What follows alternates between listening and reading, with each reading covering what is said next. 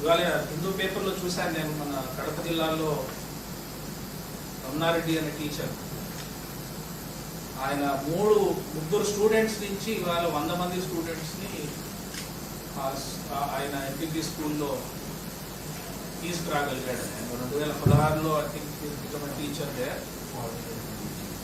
5 ఏళ్లలో 3 నుంచి 100 simply by going around and then.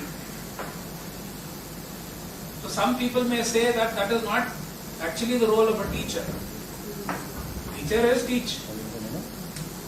But he was a facilitator. He went to the community, he went talk to the parents. పిల్లల్ని marketing చేశాడు and he improved enrollment.